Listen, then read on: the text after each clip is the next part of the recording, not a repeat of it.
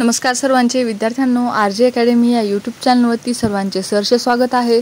चला तर विद्यार्थ्यांनो, या व्हिडिओमध्ये आपण मराठी व्याकरण सराव प्रश्नसंच पाहणार आहोत। एकूण 15 प्रश्न कव्हर करणार आहोत।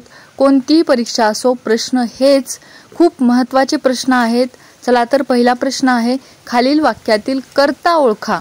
आणि वाक्य आहे, तो सायकल चालवत आहे। आणि तुमचे पर्याय आहेत, सायकल, तो आहे चालवत। आणि कर्ता ओळखायचा आहे म्हणजे क्रिया करणारा कोण आहे, तर तो हा कर्ता आहे या वाक्यामधील। पुढील प्रश्नाकडे वळूयात। पुढील प्रश्न आहे दुसरा, खालील शब्दाचे लिंग बदला। आणि शब्द आहे रेडा। आणि तुमचे पर्याय आहेत, गवा, गाय, वासरू, म्हैस। आणि रेड्याचं लिंग बदललं तर स्त्रीलिंगी रूप काय होईल, तर म्हैस होईल। पुढील प्रश्न आहे विद्यार्थ्यांनो, पुढील प्रश्नाकडे वळूयात। प्रश्न आहे तिसरा, खालील शब्दाचा समानार्थी शब्द लिहा। आणि शब्द आहे भार्या। आणि पर्याय आहेत, बहीण, सासू, पत्नी, नणंद। आणि भार्याचा समानार्थी शब्द आहे पत्नी। पुढील प्रश्नाकडे वळूयात। पुढील प्रश्न आहे चौथा, संयुक्त वाक्याचे प्रकार डॅश आहेत। आणि पर्याय आहेत, 3, 4, 1, 2।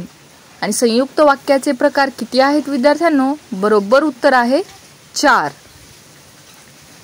पुढील प्रश्नाकडे वळूयात। पुढील प्रश्न आहे पाचवा, खालील शब्दाचा समास ओळखा। आणि शब्द आहे पंचफळे। आणि पर्याय आहेत, द्विगु समास, द्वंद्व समास, बहुव्रीही समास, अव्ययीभाव समास। आणि पंचफळे संख्या म्हटलं की कोणता समास येतो, तर द्विगु समास येतो। शब्दामध्ये जर संख्या सुचवत असेल तर द्विगु समास आहे। पुढील प्रश्न आहे सहावा, खालील वाक्यातील काळ ओळखा। आणि वाक्य आहे, रमेश पतंग उडवत होता। आणि पर्याय आहेत, भविष्यकाळ, पूर्ण भूतकाळ, साधा वर्तमान काळ, अपूर्ण वर्तमान काळ। आणि बरोबर उत्तर आहे अपूर्ण भूतकाळ। उडवत होता अपूर्ण भूतकाळ आहे। पुढील प्रश्न आहे सातवा, खालील वाक्यातील काळ ओळखा। आणि वाक्य आहे, मी रानात जातो। आणि तुमचे पर्याय आहेत, अपूर्ण वर्तमान काळ, भविष्यकाळ, साधा वर्तमान काळ, भूतकाळ। आणि मी रानात जातो काय सांगते, नुसती जाण्याची क्रिया सांगत आहे, त्यामुळे एक माहिती सांगणारं वाक्य असेल की साधा वर्तमान काळी वाक्य आहे हे। पुढील प्रश्न आहे आठवा, खालील वाक्याचे लिंग बदला। आणि शब्द आहे आरसा। आणि पर्याय आहेत, आरसा, आरास, आरस, आरसे, आरशी। आणि तुमचं बरोबर उत्तर आहे आरशी।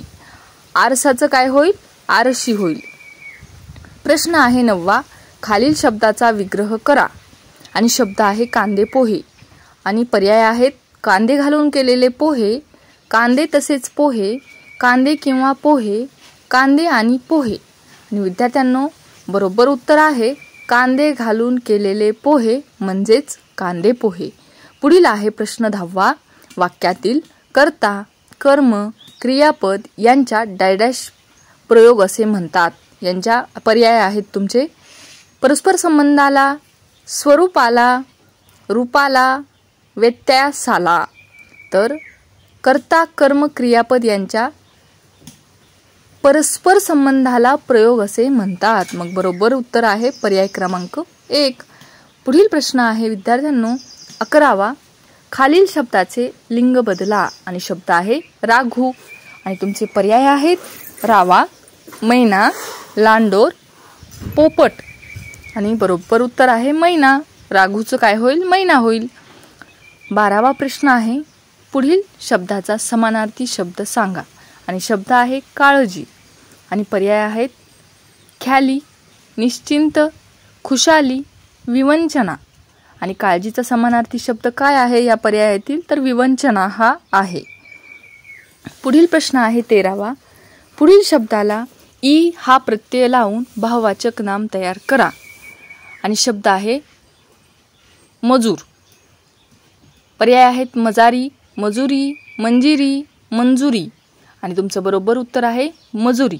टायपिंग मिस्टेकमध्ये शब्द लिहायचा राहिला आहे विद्यार्थ्यांनो। प्रश्न आहे 14वा, ओल हरवलेली माती हा नीरजा यांचा डॅडॅश आहे आणि पर्याय आहेत निबंध संग्रह, ललित लेख संग्रह, कविता संग्रह, कथा संग्रह आणि बरोबर उत्तर आहे कथा संग्रह। पुढील शेवटचा प्रश्न आहे विद्यार्थ्यांनो 15वा।